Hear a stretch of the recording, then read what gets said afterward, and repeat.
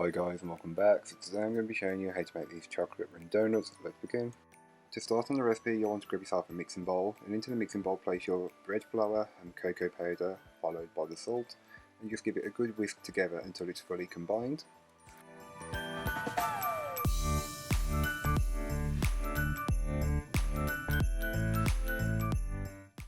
You can then go ahead and add in the remaining ingredients, starting with the yeast, followed by the sugar, then your egg. Then you can add in the butter, which is at room temperature, followed by the milk, which is also at room temperature. Then you'll want to mix this on a low speed for 2 minutes, followed by a further 6 minutes on a medium-high speed, or until a dough has formed. If it's not perfectly smooth, don't worry, it should be a little bit sticky. Flour your work surface with some bread flour and place the dough onto it. Sprinkle a little more flour on top if it's feeling a bit sticky.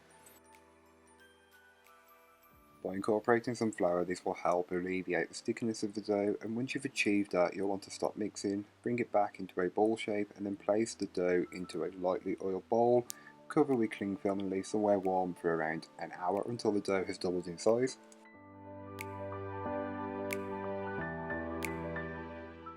Once your dough has doubled in size, remove the cling film and place onto a floured surface, and then knock it back. Knocking it back is the process of removing the gases that are built up in the dough during the first proof.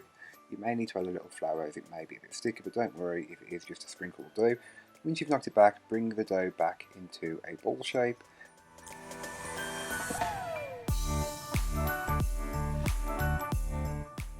So to process the dough, take the weight of your dough and divide it by 12. Scale each of your donuts to that weight, and then round them off using your hand on the counter, and you should get a perfectly round ball shape. Once you've got that, place it onto a square of parchment paper and then roll it out just slightly so it's more flattened. You can then go ahead and cut out the centre of the donut using a piping nozzle or a cutter. Place onto a tray, loosely cover with cling film, and brew for around 45 minutes until they're doubled in size. Once they've doubled in size, place into a fryer or into your oil, which is at 180 degrees, and fry for around a minute on each side, removing the parchment paper from underneath. Once you've done that, you can then flip them over, and once they're flipped, fry for another minute and then remove from the heat, and then place onto some kitchen towel to absorb the excess grease. Once your donuts have been fried, you'll then want to leave them to sit till cool. This gives you time to make your ganache. So into a bowl, which is heat proof, place your chocolate chips and your double cream.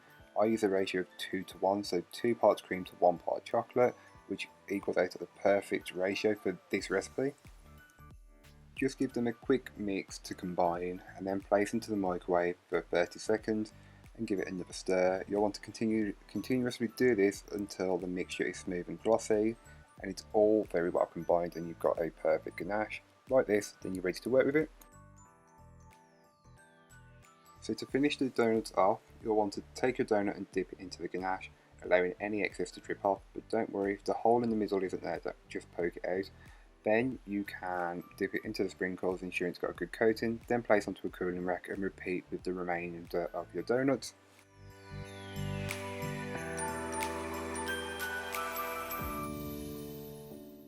So here are what the donuts look like once they have been fried and finished off.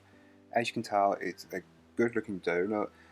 It's chocolate, so it may look a bit burnt, but it's not. Trust me, it's just the colour of the dough.